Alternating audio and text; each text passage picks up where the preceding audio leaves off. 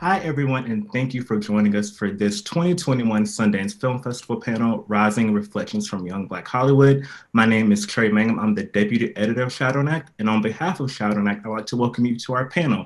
We wish that we were in Park City this year, but we're still bringing you informative chats virtually and a lot of great programming. And we have a great panel for today. I have three dynamic talents in Black Hollywood here with me, and we're going to have a candid conversation about representation in the industry and so much more. So let's get to our panelists. We have Dominique Fishback from the 2021 Sundance Selection Judas and the Black Messiah. We have Elle Lorraine from the 2020 Sundance Film Festival Selection Bad Hair. And we also have Marcus Scribner from the 2020 Sundance Selection Farewell Amore. So thank you all for being here today and joining me.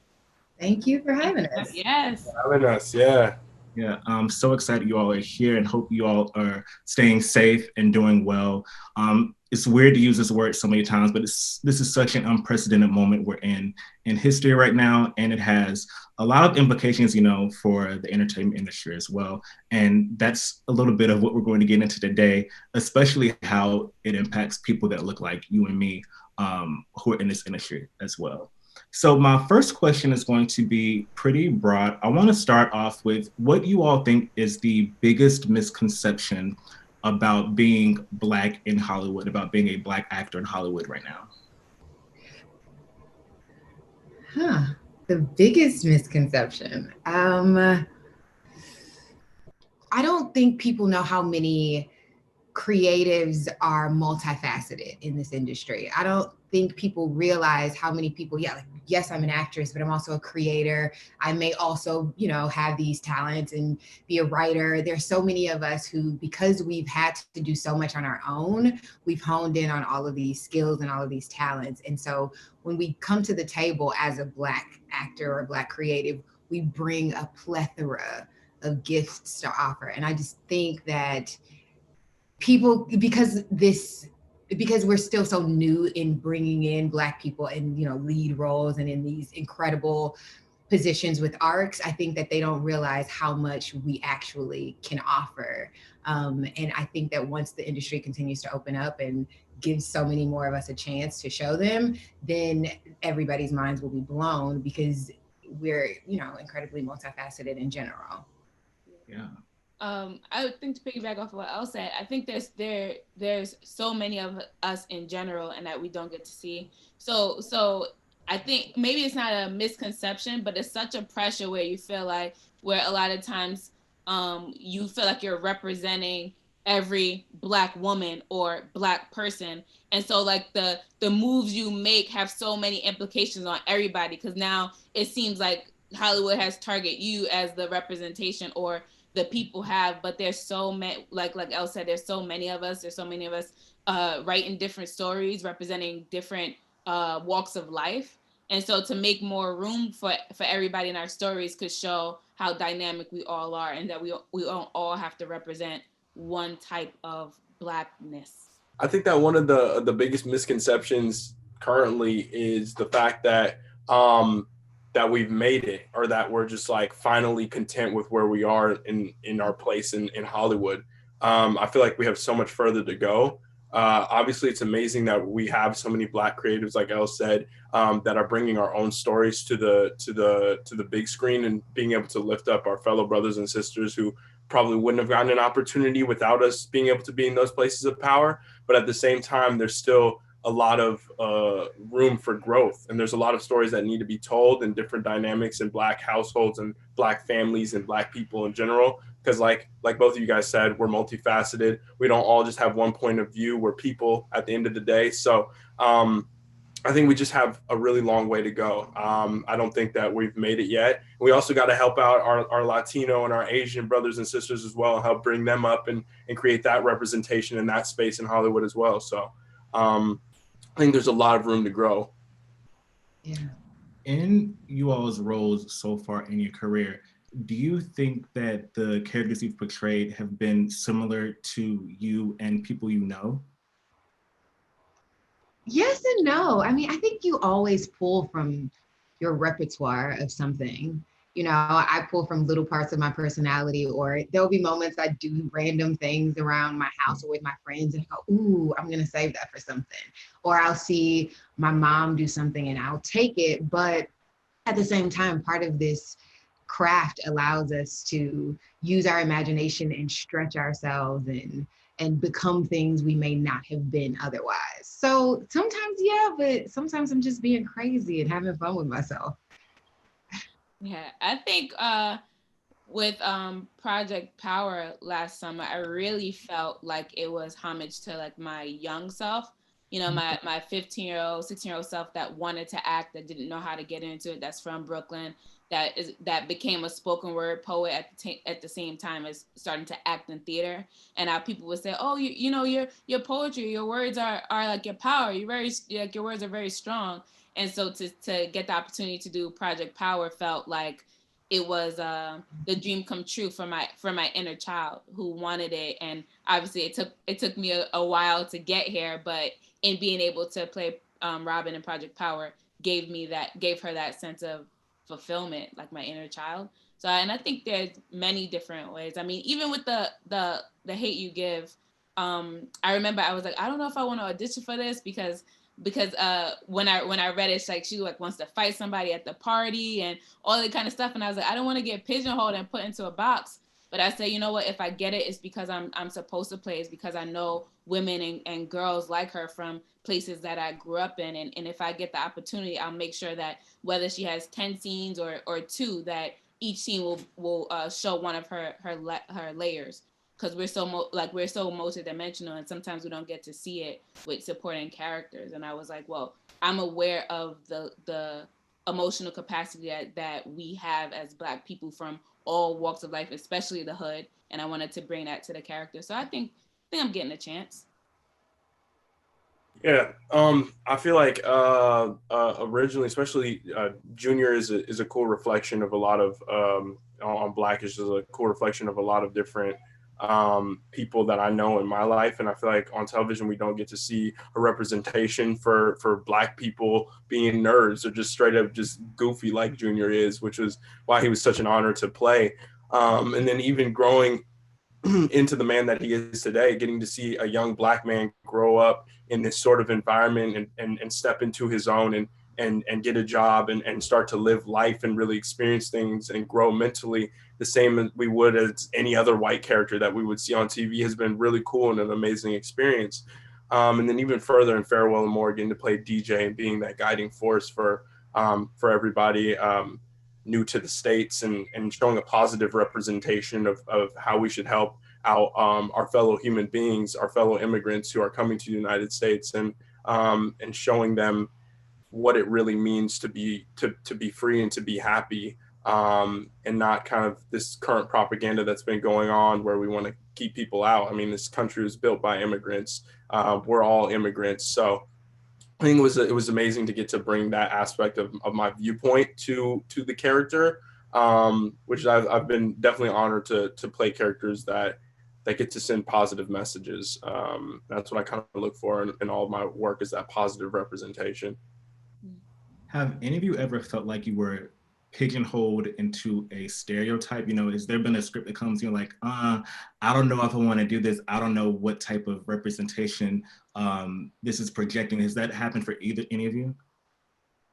Yeah, I think that happens to every creative. When you do your job and you create something incredible and people are like, oh my God, I see you. I would love for that talent to be a part of what I do. I think it's unconscious a lot of times. Like, you know, I did a horror thriller in Bad Hair. And so a lot of the first scripts that were coming to me after Sundance were in that genre. And I mean, I think it's an incredible genre, but at the same time, I do so much. Like I play this crazy character, Trina, on Insecure, that is so different from who I am and who I was in Bad Hair. So I think that yes, but it is up to us to choose to either play different colors in those characters if we're choosing things in the same genre, or to, you know, take a chance on ourselves and say like, yes, I can do that, but now I want to stretch myself, or I want to show you guys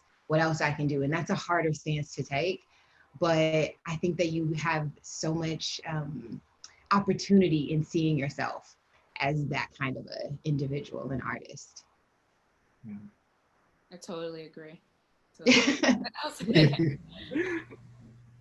Like, yeah, straight up. It's just I feel like for me, it's definitely being a character like Junior on television. That's an instant pigeonhole right there, because everybody looks at you as like, oh, that's like a Steve Urkel type character, where it's like he's just like, he can play the nerd, or he's like this type of person. And it's kind of it's cool to kind of step outside of that with Farewell Amore, with what I did with that character, and show a little bit more of my real self. And in all of the future projects that I've been looking for, just completely changing things up and flipping the script. And I've been doing a lot of producing, which is what I think is really important for us young Black people to do, is to make sure that we're creating our own lanes and creating our own projects, so that way we can help each other out, and also create projects that really are true to our voice. So seeing through that lens and being surrounded by people who are doing the same thing has really helped to inspire me in that aspect.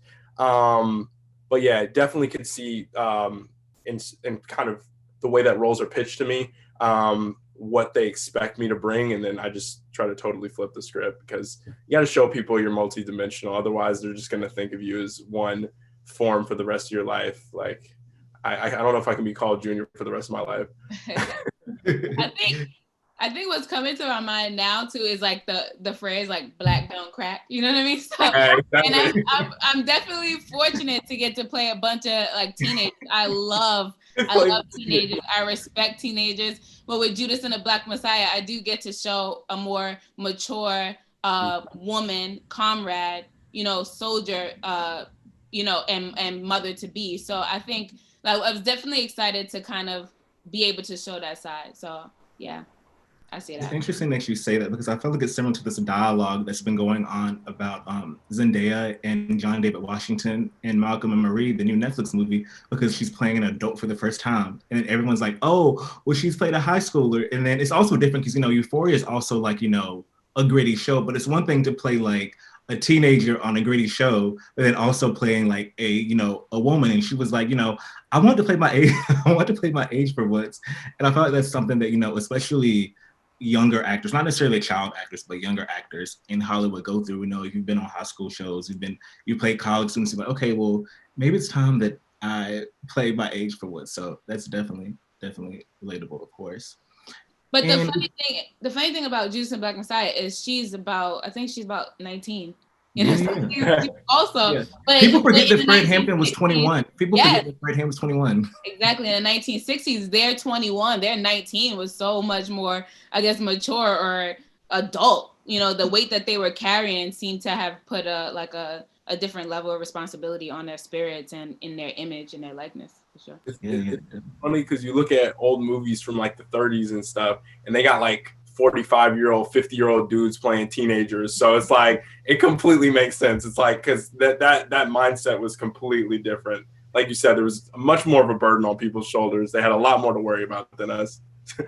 And I feel like that kind of leads to like the perception we have now, because we're so used to people that are older playing younger, that now when people who are younger actually playing younger, it's like, it's a lot. Their age, right? Because they'll be like, oh, she's not believable as late 20s. I'm like, but I am, Yes. We talked a bit about misconceptions of the Black actor. What do you think some people be surprised about? Like, what do you think that people don't know about the experience of being a Black actor that you think that they should know? The years and years and years it takes to even get the opportunity to showcase yourself. Also that, like, I started in theater. I have a degree in theater, and I don't think that people realize, I have this book behind me that's the Shakespeare book up there. I love classical theater, and that's in my pocket too. And I don't know that everybody would, a lot of people would even automatically assume, or even after, reading a few things, would know that me, along with a lot of other people, have those same tools. And that's why we can dip in and out of the craft, because we've been working at it for so long and really honing in on those talents.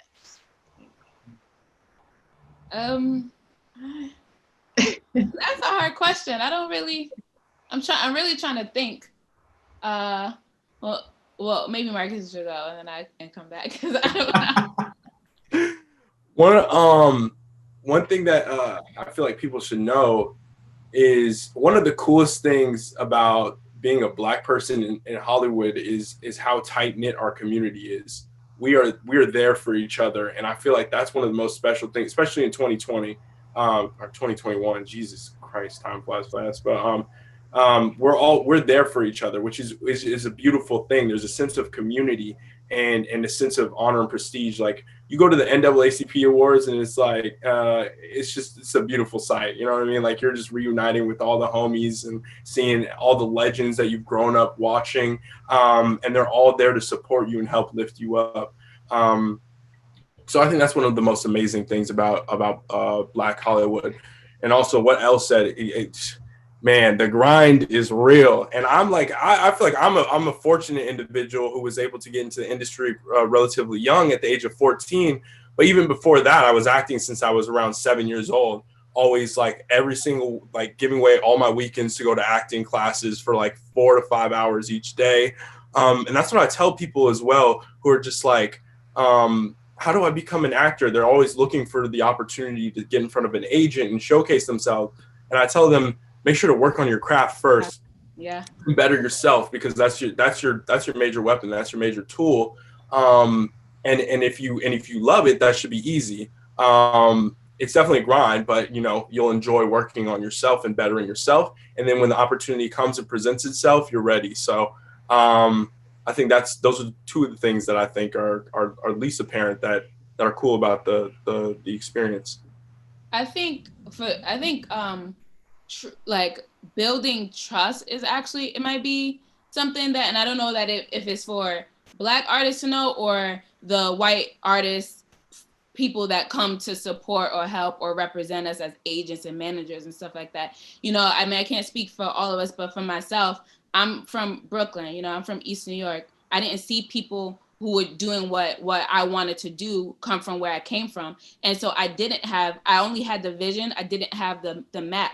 And so I had to make it up as I go. I had to go to this theater company, audition for Pace University, be the only Black person in my class. I had to navigate certain situations and understand myself and represent and fight for myself to get where I am. So then when you get to a certain level and there's people like, oh, I can do that, but they don't want to keep you in the conversation, they're like, oh yeah, we got that. And I'm like, no, listen, I need to know, because I'm coming from, and when you build that trust, you can, surrender more. But like, this is my career, this is my life, this is what I wanted from when I was a child. And so now I'm like, look, I've been doing it this way for so long. I understand that now there's veterans coming in, but can we talk about some things? Can we discuss it? Because I'm not sure I could go to sleep unless you tell me why we got to do that or what, you know what I'm saying? Not to say, and I always tell them, if I say no to something or I don't know, I'm always willing to listen and to learn. So let me know, have a conversation with me. Don't just say, oh, she doesn't want to do it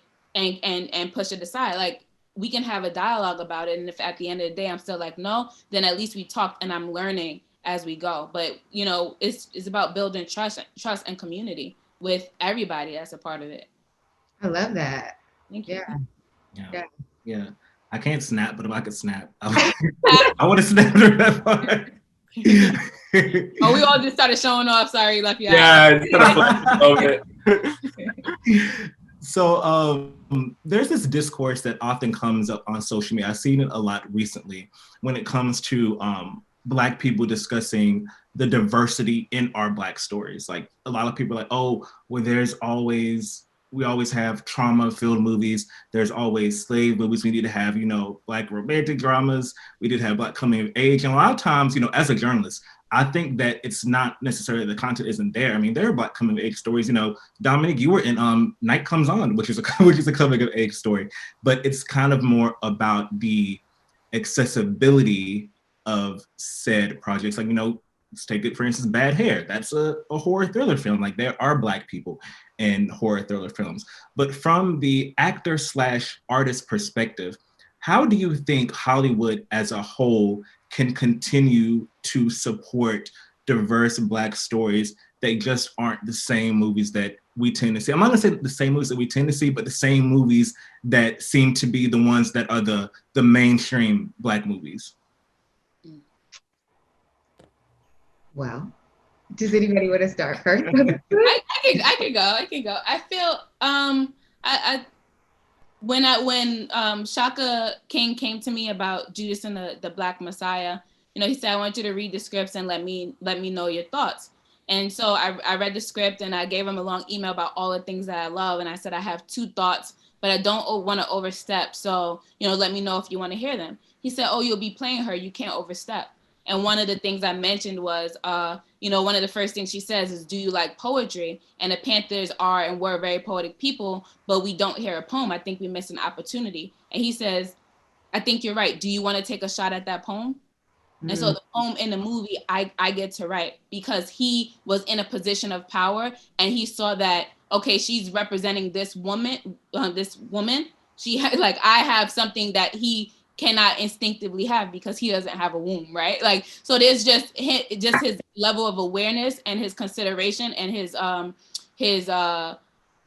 compassion and his thoughtfulness to even want to give an opportunity or to be a collaborator in that way. And I think by him doing that is just an example. Now I'm thinking when I become a director, you know, how do I want to include the artists that I take on, not just as actors, but as people representing this character that I personally cannot, right? And I think that that's how we get more diverse stories by not just even in our own stories. Him as a producer, director, he said, hey, why don't you try this? You know, and I think if we keep saying, why don't you try this to one another, then the stories that we think are diverse become more diverse and we start representing more people because the ways in which we can't even imagine, somebody else might just say, hey, and then all of it comes together, I think. Well, I think that one point is that Hollywood is racist by omission. Like people may not necessarily be intentional racists.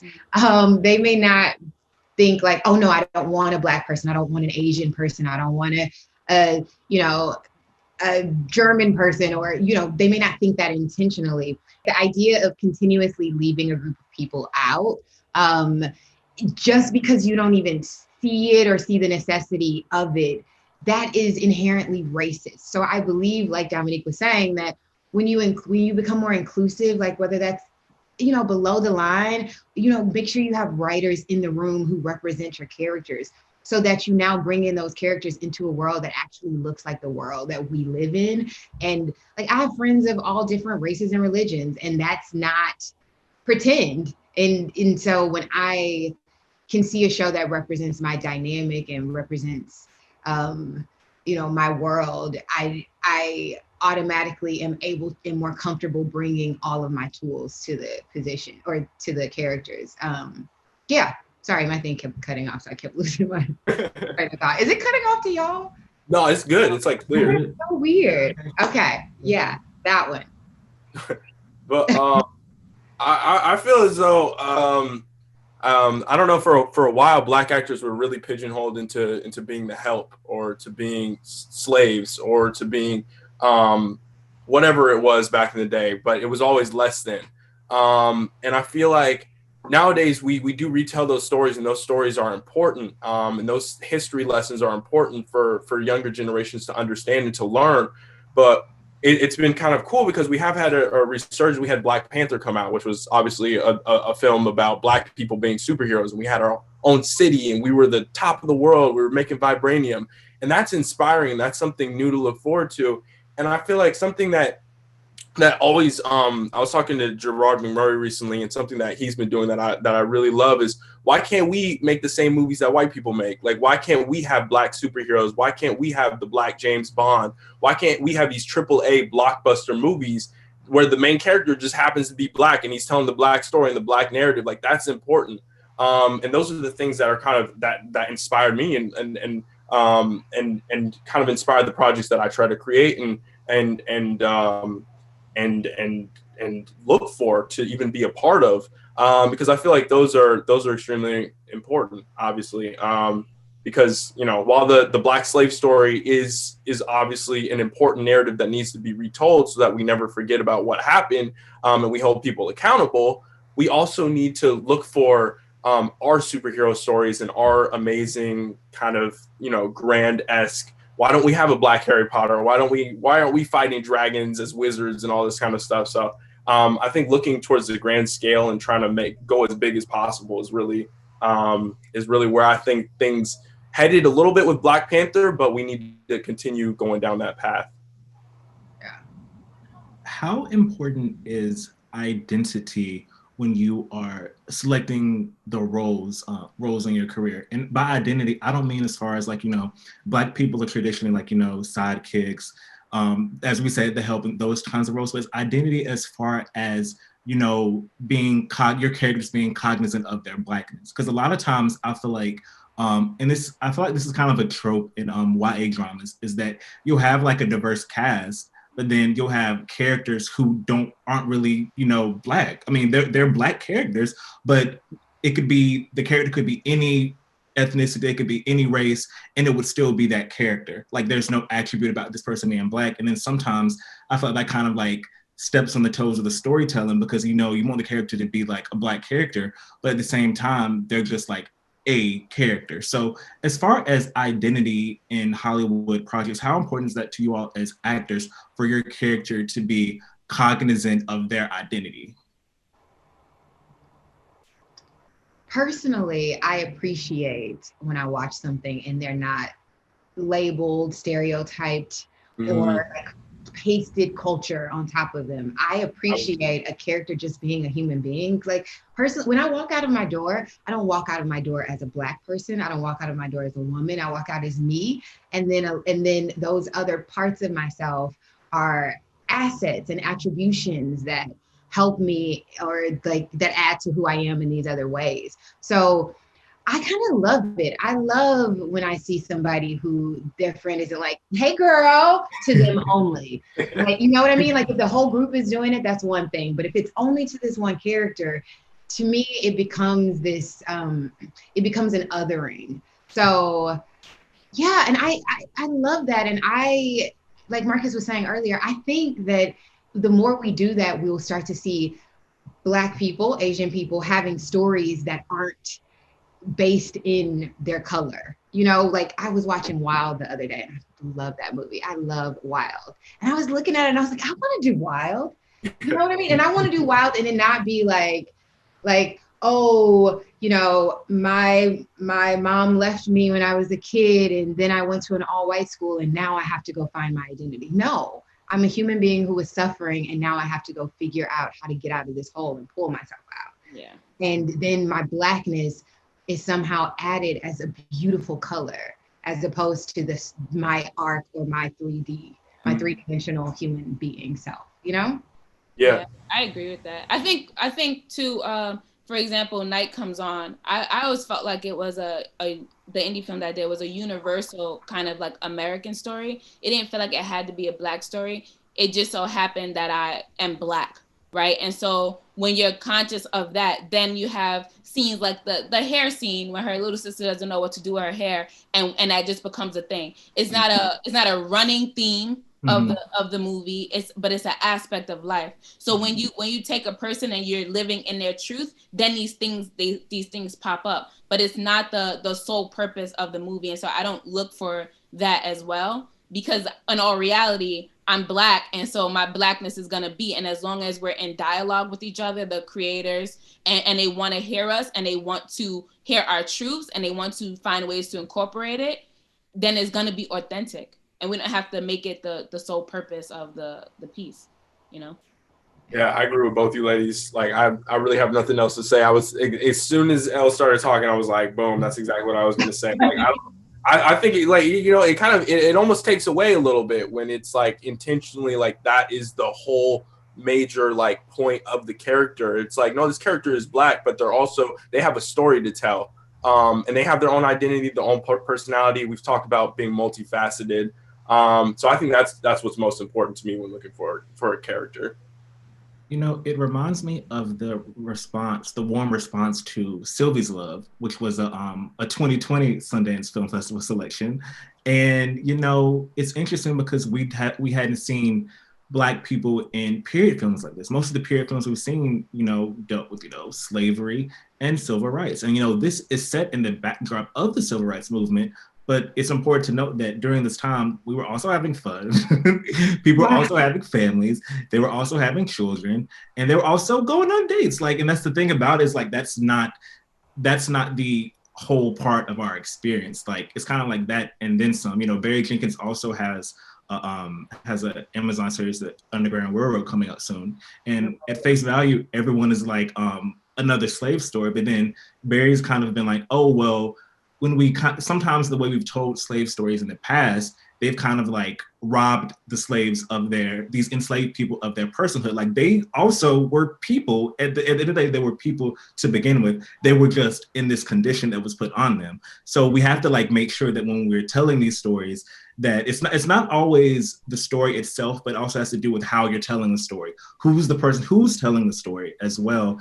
And I think that's kind of adding to what you all said about, you know, diversifying our stories in Hollywood. It's just about making sure that we have our input, and then also the people who are the ones who are making decisions are also receptive of that as well. So I think it's a lot of moving parts in there as well too. Also, our medium is so incredible that it lives in people's minds, almost like history a lot of times. So when we only have stories that are, you know, slavery stories, people being enslaved, or civil rights, and then now we're in this part of our century, there's a whole part of our lineage that people don't recognize, like from the outside, and they don't know that we've had all these incredible journeys or like inventions and lives, and then we don't know it either. Like, we watch these films and all we know about our history and ourselves are what we're being fed, and that is what we end up digesting. Like, and that's who we, you know, create ourselves on. And once we open it up and we see that we're people, or we show the rest of the world that, you know, we have all these beautiful stories, I think perceptions will start to change faster. It's almost like a responsibility we have as artists, I think, at least. I mean, it's kind of like when everybody started wanting to learn about being Black in America, for, you know, Black Lives Matter and the march and stuff like that. And then everybody was looking for content, like people who weren't Black or didn't grow up knowing, they were looking for content. And then it was like the help popped up, and like, you know what I mean? It was like that. And then all of a sudden we're realizing that, no, we need to tell more diverse stories, like the familyhood of Blackness, and not just this one thing. It's great to know these other parts, but like when everybody was thirsty, they were getting fed this, like, the similar kind of story. And then everybody's looking like, oh, where's the next Black creator to like put something new on, when we should have been having that all along. You know what I mean? Or I don't want to say should have, but it would have been nice to have it all along. So when the time came, we had the tools. One of the films that inspired me was If Beale Street Could Talk. After I saw that film, I was like, this is a beautiful Black love story. At the same time, it layers in moments of, obviously, unbelievable animosity. But like, it's just like having those moments of inspiration, kind of representation, which is a buzzword right now in Hollywood, but it's truly important. And it's a real thing. Like, when you look on that screen and you see somebody that looks like you, that lets you know that anything is possible. And I feel like that's what we need to show the younger generations, is like them to be able to look at the screen and see somebody that looks like them, acts like them, talks like them, and is telling a story similar to their life or their aspirations or what they hope to accomplish. Because like you said, our medium, we're able to live in people's heads rent free, straight up. So it's just like, why not implant something positive? And I think sometimes that we don't understand how much impact that we have. Like you said, like looking at the help when Black Lives Matter was going on, like a lot of that reinforces not only our own perception of us, but other people's perception as well. So when all this was going on and people were looking at the help during this moment in time, they're like, oh, so this is how they want to be represented on screen. And it's just like, no, we have so much more than that as well. And it's just like, it allows us to think more about what we need to have on screen. And it's kind of the same where, again, like some more discourse has happened about people saying that Black creatives are automatically held to a certain standard. Like, you know, white people can have like bad films all the time. But the time that a Black person has a bad film, it's like, okay, this is your first feature. If you don't do this good, then it's over. But then it's not the same standard for white people. And I feel like we have to apply that sometimes to our own product. Like sometimes, sometimes Black people want to make those like Lifetime-ish movies. It'd be fine, and people want to digest that sort of content. And not everything has to be like this, I guess, this make it or break it mentality that unfortunately a lot of Black creators have had to adopt in this industry. Like, if you're going out for your first role, you're like, okay, I have to kill it if I want to, be in this industry for a long time.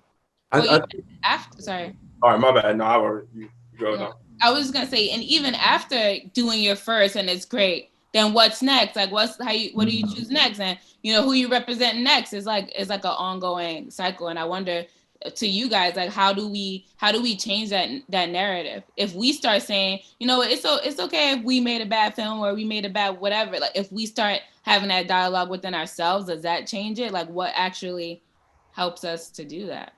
I started thinking of it not as like steps, like, okay, this one and then this, and then I'll do that kind of movie. And I've been working on, thinking of it as a body of work. Like, this is my body of work. It's not linear. It's not like just like to get to this point. It all matters, and it all has its place within this circular version of, my career. Not a linear type situation. It's more just like, this is me and this is what I've done, and take it or leave it. And one of the cool things that I've been saying, this immediately made me think of this. That's why I'm sorry I was like blurting out immediately. But Boots Riley and what he's been doing with all of his projects and stuff is like, sorry to bother you and all those sorts of things. Like, why can't we make fun, creative films like this that don't make any sense and are crazy and wild, and get away with it? And so I know he's creating that 13-foot black man story with Jarrell Jerome. That's going to be, I'm sure it's going to be amazing. But it's just like, we need to create more projects like that, where we're just like letting our just creative will just fly and throw. And I know it's hard because we get shut down often because of the color of our skin, and not given other opportunities. But I love what he's doing over there. So hopefully me personally trying to reflect some of his work, and just, trying to be as creative and wild as possible. And all these high concept films that don't need to be like, don't need to make sense, which is, I mean, he's able to get away with it. Who knows how, but I think we are creating it. I think we need the money behind it. There's so many people like that. There's so many artists who think in this unique way. So many filmmakers or directors and writers and all that. But like, where's the money? Like, you know what I mean? Like, studios, can you maybe, and I don't know how weird this is, but like, have a portion of your budget every year that makes sure it goes to minority groups and filmmakers. I don't know if that would ever work, but I think they're there because we are so different. Like, we're not just one version of Blackness, like, we have the nerd and we have the baddie, and we got the, all these different type of people. And those come out in stories. I think we just have to give them the money to make them, and then the marketing for people to see them. The platform, yeah. Yeah. I want to make sure to say, like, it's not to rag on the projects that came before or told a narrative that we're kind of like, okay, what's next? Because everything has a place. You know what I mean? Everything has a place, and we're always constantly learning and evolving. And those type of projects give those artists the opportunity to look at us now and say, how do we bring them up? So nothing is to rag on projects that have come before. It's just to say, okay, how do we do something different now? What does that look like? And having the space to do that. Yeah, and that's the reason why I'm always trying to combat whenever I see people saying like, why don't we have this and why don't we have this? Like, we had a Black time travel movie with See You Yesterday. Like, we've had coming to age stories with The Night Comes On and Sela in the Spades and Loose and movies like that. It's just, there's a step missing. I think the content is being produced. It's just allowing us to give the free, whether that looks like budget, whether that looks like marketing. I think there are several different areas. Marketing things. Marketing. Yeah. And I think that, like, there's a reason why It's probably the reason why you'll see you'll see all the commercials, all the marketing for when if it's a slave narrative or something, but you just don't see that same energy toward like all the other multifaceted Black stories. So I think it's a misconception. I know we've talked about misconceptions before, but I do think it's a misconception that the content's not being made. When the content is definitely being made, it's just like, how do we make sure that all of this wonderful content is reaching the right people and at the right time as well? Yeah. And final question, because we couldn't do a panel about representation without talking about this, is the way that Black Lives Matter has swept across Hollywood. You know, we were in the middle of the pandemic, and then we kind of had like this uprising in the middle of the pandemic. And as it has affected like every facet of life, it has impacted Hollywood in that same manner. So I wanted to know, how do you think Black Lives Matter is going to impact the entertainment industry in Hollywood? And what have you already seen so far as changes that you think are happening in order for us to have accurate and full representation? It's kind of frustrating because it's like people just realize, it's like it took that for people to realize what's been happening for years. And people are just like now, oh, I get it now. Like, you know, even when you think back like 2015, like Black Lives Matter was kind of like a controversial statement then, but now it's like a branding thing for a lot of companies. So I just like to know what you all think about that in regards to representation and what you've seen and how you think that'll impact everything moving forward. I'm so grateful. I'm so grateful that that we are all standing up and chanting Black Lives Matter, because it takes a lot of us being in everybody's faces. Like, you can't turn away from it to sometimes get the picture, get the message, and then it holds people accountable.